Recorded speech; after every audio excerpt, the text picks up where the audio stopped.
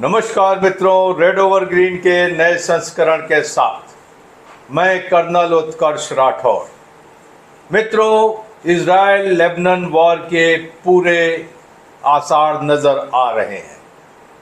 Israel Lebanon के बीच में जो समस्या है उसके बारे में बहुत कम लोग जानते हैं, क्योंकि ये बहुत पुरानी, बरसों पुरानी समस्या है। आज हमारे साथ हैं कर्नल संजीव कुमार, एक आर्मर्ड कोर के भारतीय सेना के अफसर हैं और इन्होंने United Nations interim force in Lebanon UNIFIL में स्वयं सेवा दी है और उनसे बेहतर कोई नहीं होगा जो आज हमसे बात कर सके कि इजराइल लेबनान और इजराइल सीरिया के बीच में समस्या क्या है। सर, आपका स्वागत है और मैं चाहूँगा कि आप मेरे दर्शकों को इस समस्या के बारे में कि इजराइल, लेबनान और सीरिया के बीच समस्या क्या है, ये बताएं। इजराइल, अगर आप हिस्ट्री अपनी देखें तो इजराइल का फॉर्मेशन हुआ था 1948 के अंदर। जी हाँ। जब 1948 में इजराइल फॉर्म हुआ तो जितने अरब कंट्रीज हैं इन्होंने मिलके इजराइल के ऊपर अटैक कर दिया, लेकिन ध्यान रखें उस समय लेबनान ने नहीं अटैक किया। 1947 में 48 के अंदर जब इजराइल को इन्होंने फॉर्म किया और पैलेस्टीन का जो स्टेट के अंदर इन्होंने इजराइल को टेरिटरी दी गई थी बाय दी ब्रिटिश, क्योंकि उस समय ब्रिटिश पैलेस्टीन को रूल कर रहे थे। जी हाँ। तो उसके अंदर इजराइल के ऊपर जब अटैक हुआ था तो जॉर्डन ने किया, सीरिया ने किया, इजिप्ट ने किया। जी हाँ। इन तीनों कंट्रीज ने इनके ऊपर अटैक कर दिया था, इंक्लूडिंग इराक ने भी किया था उस समय। जी हाँ। लेकिन लेबनान एक, हालांकि उस मुस्लिम कंट्री है, लेकिन अब लेबनान के भी इसके बारे में आपको बताता हूँ। लेबनान के अंदर लास्ट सेंसस हुआ था 1932 के अंदर। जी हाँ। उस समय इनकी जो पॉपुलेशन थी उस समय थी 50% क्रिश्चियन थी और बाकी 50% मुस्लिम थी, जिसके अंदर मेजॉरिटी शियाइट्स थे, बाकी सुन्नी थे। इसके अलावा इनके छोटे छोटे और कस्बे हैं जैसे कि ड्रूज हैं, ये हैं, और काफ़ी मल्टीनेशनल। एक्चुअली लेबनान अगर आप देखें प्रीवियस टाइम्स में इसको पेरिस ऑफ द बेरूट को Paris of the middle east कहा जाता था। ओके। ये एक प्लेग्राउंड फॉर अरब्स होता था। अरब्स यहाँ से आते थे बिकॉज यहाँ से, अब आप देखेंगे यहाँ मेडिटेरेनियन सी है। जी हाँ। मेडिटेरेनियन सी से सीधे एक्सेस आपको यूरोप का मिलता है। जी हाँ। सो लेबनान हमेशा एक इंपॉर्टेंट पार्ट रहा। अगर आप बाइबल के अंदर भी देखेंगे इसका लेबनान का जिक्र 71 टाइम्स किया गया है बाइबल के अंदर। बाइबल के अंदर जो अलेक्जेंडर ग्रीस से आया था वो लेबनान के अंदर लैंड किया, सिटी ऑफ टायर के अंदर। अच्छा, ये यहाँ पे लैंड करके उसके बाद इसने अपना इन्वेजन फर्दर ईस्ट की तरफ, इंडिया की तरफ लेता हुआ गया, पूरे इन कंट्रीज को आगे आप कह कैप्चर सकते हैं यहाँ पर लैंड करके वो लेवांट में गया, आगे अंदर। Region is known as Levant region. Okay. तो सर, ये चीज़ तो आपने बड़ी इंटरेस्टिंग बताई कि ये बाइबल में भी इसका जिक्र है, अलेक्जेंडर द ग्रेट भी यहाँ आया। चलिए आते हैं 1948 से बात करते हैं, जब इजराइल बना तो उस वक्त क्या हुआ? उस वक्त जो अभी इजराइल है या उस समय जब इजराइल दिया गया 48 में, तो यहाँ पे रह रहे थे पैलेस्टीनियंस। ओके। तो जब पैलेस्टीनियंस यहाँ रह रहे थे, अब इजराइल की जब कंट्री फॉर्म हुई तो ये पैलेस्टीनियंस हुए डिस्प्लेस। तो ये लोग जाके सेटल्ड हुए लेबनान में। हाँ। जहाँ पे इनको वेलकम किया गया। हाँ। जॉर्डन में। हाँ। सीरिया के अंदर, और कुछ लोग जाके इजिप्ट के अंदर सेटल हो गए। ये कंट्री मशहूर रिफ्यूजी कैंप आज भी हैं। आज भी हैं। जी हाँ। जो पैलेस्टीनियंस हैं इनकी अनफॉर्चुनेटली एक चीज़, जहाँ जाते हैं ये वहाँ पे सेटल हो जाते हैं, वहाँ से निकलना नहीं चाहते, ये लोग अपनी रूट्स वहाँ पे डाल देते हैं। हाँ। जॉर्डन और इजिप्ट वालों ने तो इनको धक्के मार के प्रैक्टिकली इनको बाहर कर दिया। ओके। लेकिन लेबनान पर से कर नहीं पाया और इनके बड़े सारे कैंप्स हैं, जिसके अंदर एन हेलवे जो कि टायर और साइदा के बीच के अंदर एक बहुत बड़ा कैंप है, जिसके अंदर तकरीबन अगर आप देखेंगे 5 से 7 लाख रिफ्यूजीज रहते हैं। ओके। और ये परमानेंट कैंप्स है, पूरी double storey triple storey buildings बनी हुई हैं। इसके अंदर प्रॉपर इनका पूरा पूरा मिनी पैलेस्टाइन कह लीजिए आप, एक तरह का सेटल्ड है यहाँ पे। ओके। अब अगर आप देखेंगे जब ये लोग निकले तो पीएलओ ऑर्गेनाइजेशन फॉर्म हुआ था। Now PLO was a militant organisation जो कि एंटी इजरायली था। जी हाँ। इन्होंने यहाँ से इजराइल के ऊपर अटैक करने शुरू कर दिए लेबनान के अंदर से। यहाँ से इन्होंने नदर्न इजराइल के अंदर फायरिंग शुरू कर दी, रेड्स करनी शुरू कर दी, जिसके कारण से इजरायली जो नदर्न पोर्शन के अंदर जो सेटल थे, नदर्न इजराइल लेबनान से पैलेस्टीनियंस ने रेड्स करते थे और ये एफिलिएटेड थे पैलेस्टीन लिबरेशन ऑर्गेनाइजेशन से। करेक्ट। फिर क्या हुआ? तो अब इजराइल ने इनके खिलाफ 1978 के अंदर first time invasion of Lebanon took place in 1978। Israel ने 1978 में लेबनान के अंदर आक्रमण किया और up to little beyond Litani river ये लोग चले गए थे, टिल एक्चुअली बेरूट तक पहुंच गया था ये लोग। तो ये जो लेबनान की सबसे लंबी रिवर कहलाती है लिटानी, इसके उस पार चले गए नॉर्थ में। यस। Okay sir. तो इस समय फिर लेबनान गया यूएन के अंदर। ओके। जब यूएन के अंदर गया तो यूएन का एक रेजोल्यूशन पास हुआ कि इजराइल यहां से विड्रॉ होगा and UN forces will get deployed to protect Israel northern borders. Okay. ये था genesis of United Nations interim force in Lebanon, जो कि 1978 के अंदर फॉर्म हुआ। तो ये 1978 की समस्या है, ये उससे पहले की है, लेकिन 1978 के अंदर यूएन इन्वॉल्व हो गया। यूनाइटेड नेशंस यहाँ पर 1978 में आया, जो नदर्न पार्ट। यूएन एक्चुअली 1948 से इस एरिया के अंदर है। अगर आप देखेंगे तो वो हम इसको बाद में करेंगे, लेकिन लेबनान के साथ यूनिफिल, जिसको United Nations in interim force in Lebanon, जिसमें आपने सर्विस की, वो यहाँ पर 1978 में आया। यस। तो ये इसीलिए ये बॉर्डर ब्लू लाइन कहलाती है। हाँ जी, क्योंकि ये पूरा का पूरा मैन जो कर रहा है, ये यूनिफिल के ट्रूप्स कर रहे हैं, इसको ऑब्जर्व कर रहे हैं।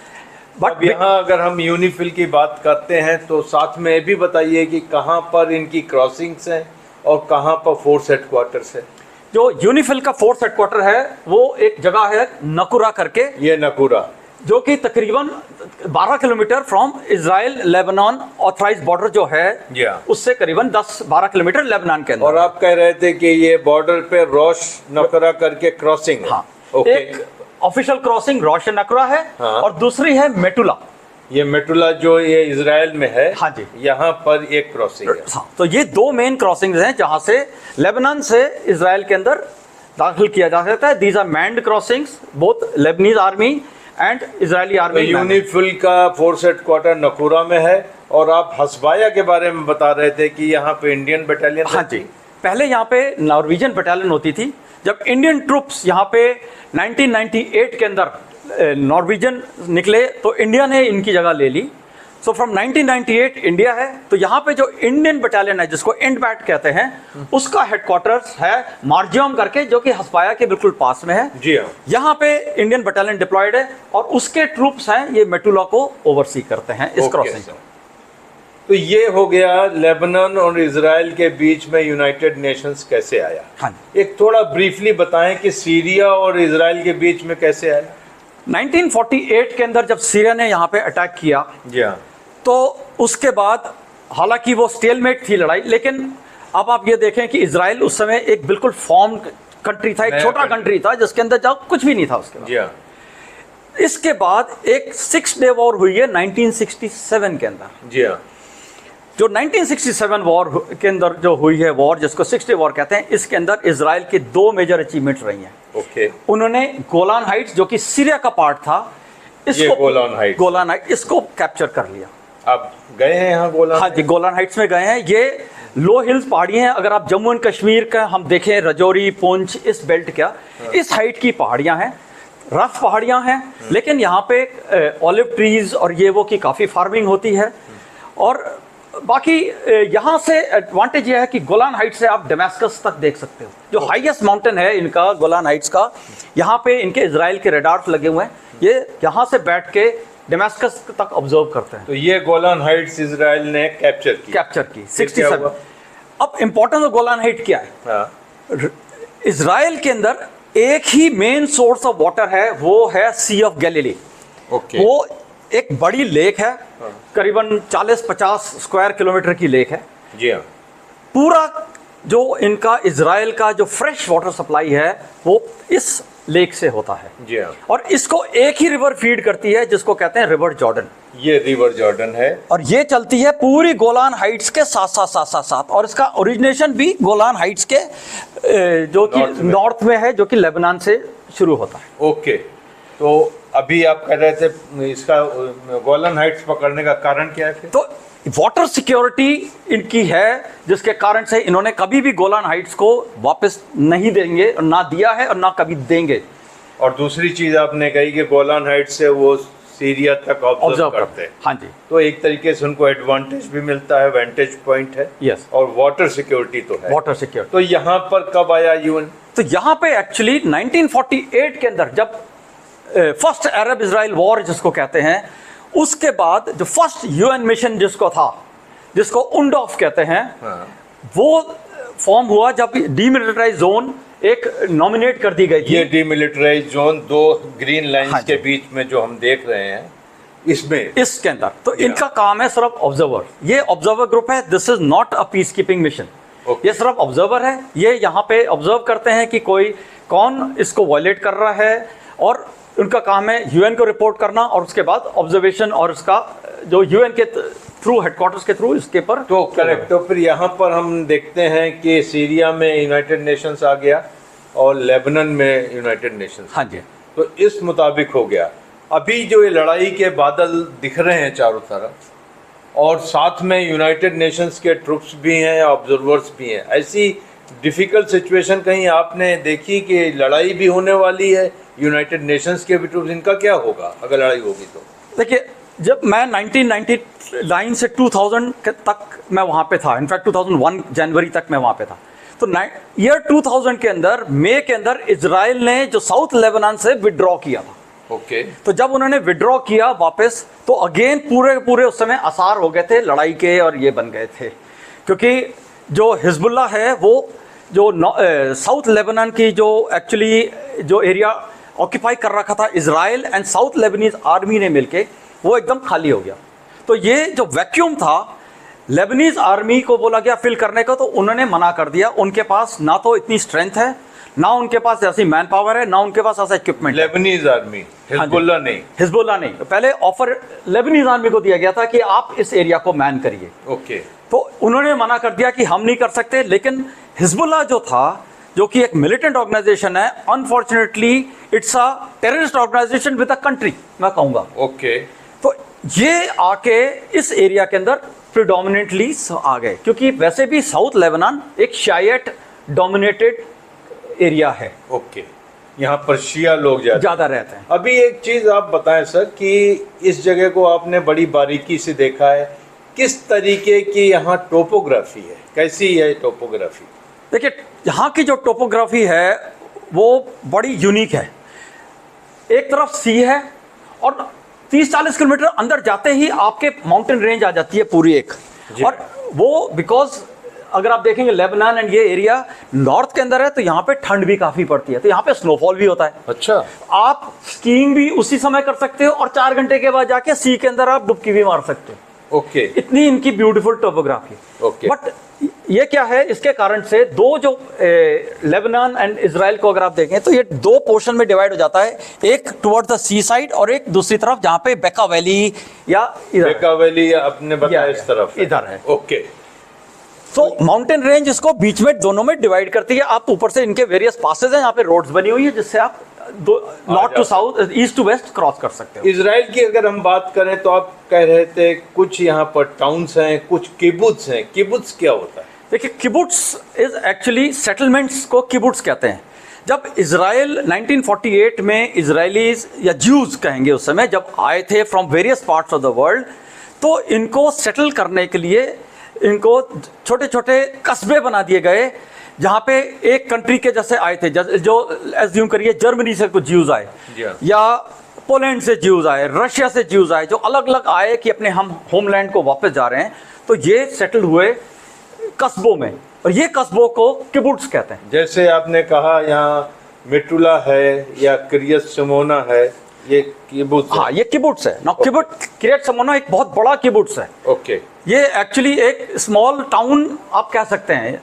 क्लास इंडिया के अंदर अगर आप कहीं से हैं तो क्लास सी सिटी टाइप के कैपेसिटी का इतना बड़ा है। तो ये लड़ाई के आसार हुए हैं, तो सुना है कि ब्लू लाइन के साउथ में इजराइल ने इसको इवैक्यूएट करा लिया है पूरा, और कोई 2 लाख लोग यहाँ से इवैक्यूएट किए गए हैं। देखिए, पहले बात तो जब इजराइल का has always been at war from 48। जी हाँ। इनके पीस का बहुत लिमिटेड टाइम रहा है जब इन्होंने कहा है कि हमारे को एक्चुअली पीसफुल रहे हैं, क्योंकि कुछ ना कुछ हमेशा इनके खिलाफ ग्रुप्स जो हैं, जो कि प्रो ईरानियन ग्रुप्स हैं, कुछ ना कुछ हमेशा पहले पैलेस्टीनियंस कर रहे थे, उसके बाद हिजबुल्लाह कर रहा है, उसके बाद जो पैलेस्टीनियंस हैं जो कि वेस्ट बैंक एंड गाज़ा के अंदर हैं, वो हमेशा इनके ऊपर टेररिस्ट एक्टिविटीज़ या इस टाइप का बहुत हमेशा ही होता रहा है। वन लास्ट क्वेश्चन, आप कैसे डिस्क्राइब करेंगे rise of Hezbollah in south Lebanon? जब आपको मैंने कहा जैसे 1970s के अंदर Palestinian PLO was very active. जी हाँ। उसके बाद जब 78 के बाद जब यूनिफिल आया, जी हाँ, तो उसके बाद पैलेस्टीनियंस को as part of the agreement was कि पैलेस्टीनियंस को हम कैंप्स में कन्फाइन कर दिए जाएंगे। तो पैलेस्टीनियंस को फोर्सफुली कन्फाइन कर दिया गया इनके कैंप्स के अंदर। ओके। बट इनके फिर भी जो मिलिटेंट ऑर्गेनाइजेशन थे जो पैलेस्टीनियंस के, ये जाके रेड्स करते थे अक्रॉस इनटू इजराइल।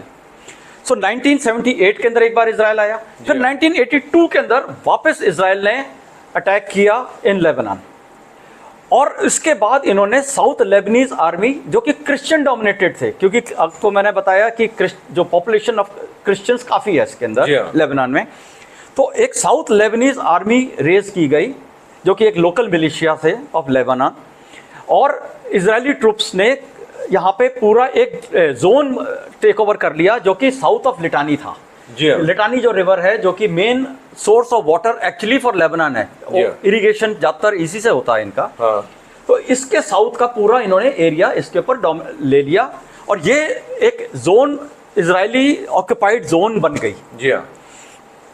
अब इस एरिया के अंदर धीरे धीरे जब पैलेस्टीनियन का एग्रीमेंट इजराइल के साथ हो गया कि हम आपको 2 कंट्री स्टेट और ये वो करके, और उसके बाद यासिर अराफात की जब डेथ हो गई तो उसके बाद पीएलओ बहुत लो की पर चला गया, वीक हो गया। जब ये हुआ तो जो हिजबुल्लाह था, पहले ये दूसरे नाम से एक ग्रुप था, एक मिलिटेंट ग्रुप, बट बिकॉज ये शियाइट ग्रुप है, इसको ईरान से हमेशा सपोर्ट मिली।